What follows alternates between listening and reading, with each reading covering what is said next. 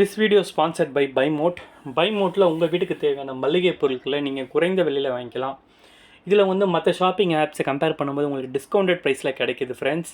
So நீங்கள் இதை try பண்ணி பாருங்கள். இதோட லிங்க்கை நான் டிஸ்கிரிப்ஷனில் கொடுக்குறேன். தேவைப்படுறவங்க யூஸ் பண்ணிக்கோங்க. உங்களோட சேவிங்ஸில் ஒரு பெரிய பகுதியை கண்டிப்பாக இந்த ஆப்பில் நீங்கள் பர்ச்சேஸ் பண்ணுறது மூலிமா சேவ் பண்ணலாம். இன்றைக்கி நம்ம வீடியோக்குள்ளே போகலாம். இன்றைக்கி நம்ம பார்க்க போகிற டாபிக் என்னென்னா, தமிழகத்துக்கு இன்னொரு சானியா மிர்சா கிடச்சிட்டாங்க. 15 வயதில் சாதித்த கோவை டென்னிஸ் வீராங்கனை. அந்த ஒரு செய்தியை நம்ம இன்றைக்கி நம்ம வீடியோவில் பார்க்க போகிறோம். சர்வதேச டென்னிஸ் சம்மேளனம் நடத்தும் ITF J300 என்ற தொடர் டெல்லியில் நடைபெற்று வருகிறது. இதில் தமிழகத்தை சேர்ந்த மாயா ராஜேஸ்வரன் ரேவதி என்ற 15 வயது டென்னிஸ் வீராங்கனை தரவரிசையில் உலகின் 60வது இடத்தில் இருக்கும் அடக்குமுறு என்ற வீராங்கனையை வீழ்த்தி சாதனை படைத்திருக்கிறார். மகளிர் டென்னிஸை பொறுத்தவரை இந்தியாவில் மிகப்பெரிய புரட்சியை ஏற்படுத்தியவர் என்றால் அது சானியா மிர்சா தான். இளம் வயதிலே டென்னிஸ் உலகில் சூறாவளியைப் போல் வந்து அசத்தினார். தற்போது 15 வயதில் கோவையை சேர்ந்த மாயா ராஜேஸ்வரன் ரேவதி என்ற வீராங்கனை டென்னிஸ் உலகில் பட்டையை கிளப்பி வருகிறார். மகளிருக்கான தரவரிசை பட்டியலில் 139வது இடத்தில் இருந்த மாயா தற்போது டென்னிஸ் ஜாம்பவான் ரஃபேல் நடால் நடத்தும் அகாடமியில் பயிற்சி செய்து வருகிறார்.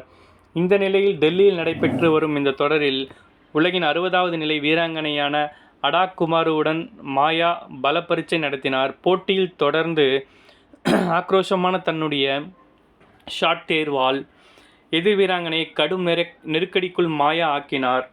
முதல் செட்டை 6-1 என்ற கணக்கில் மாயா வெற்றி பெற இரண்டாவது செட் ட்ரை பிரேக்கர் வரை சென்றது.